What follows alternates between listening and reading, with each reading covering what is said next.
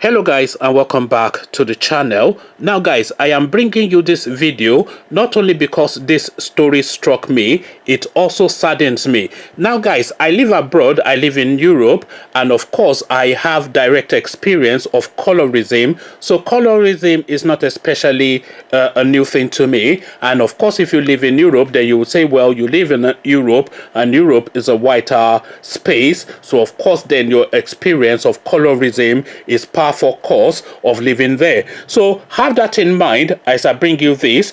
Nigerian journalist narrates how his white friend gets special treatment every time they go out together. So that's the headline, and we will get to where they go out together in the course of the story. But again, the headline: Nigerian journalist narrates how his white friend gets special treatment every time they go out together.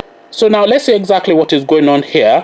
Joan Akan is the name of the narrator, is the name of the journalist in question, and this is just a series of tweets that is put out in his Twitter space. So now here's what he has to say. Moving with my white friend through Lagos gives me first-hand access into how colorism works. Here, automatically worshipped wherever we go. The police rarely stop us, and when they do, he steps in and they smile sheepishly. Walk through every door, become automatic VIP. Women, goddamn, everybody wants mixed babies these days. Every event, they seek him out and proposition him. Now together in a keke, and he attracts all the sellers and vendors who believe whiteness equals wealth. Everyone switches up their English, uses warm, differing tones. He has tucked us into many rooms where he is always giving a listening ear. At bars, the waiters talk to him first, hand him the menu and the bill. I definitely love the bill part. Of course, he can pay.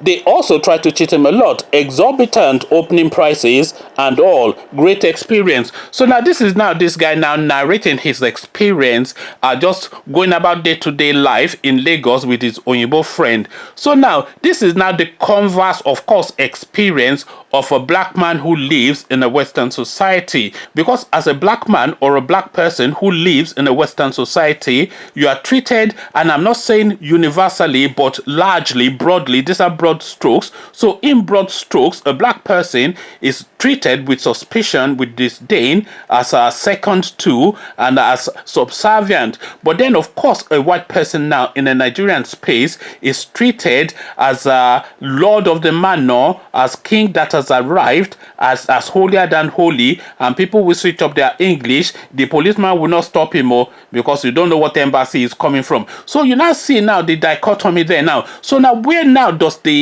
black man have the upper hand over anybody? Let's not even say the white person, because even if it was a Chinaman, he will get the same treatment. Maybe not as high as the white man, because they heighten the white man, especially in an African society, to the hilts. But a Chinaman will still get a preferential treatment over a black man in Nigeria. An Arab, an Indian, etc., a foreigner who is visibly and visually foreign will still get a preferential treatment over a Nigerian within the Nigerian society. So now where do we now get an advantage is really where my question is. Conversation in the comment section. Colorism in Nigeria is now a thing, and this guy has now brought it to the fore. Come share thoughts, but before you come share those thoughts, click on the red subscribe button so it turns gray. Bell button notifies you every time I drop a new video. Then come tell me where you think where or when you think the black man will ever get the upper hand and leave spots out of it, because that is even an insult in itself, because they just want to purloin us and package us into physicality and say it is only physicality that the black man has capacity in. So come share thoughts about all of these dynamics in the comment section. So I'll leave you here, join you in the comment section, but here I say peace.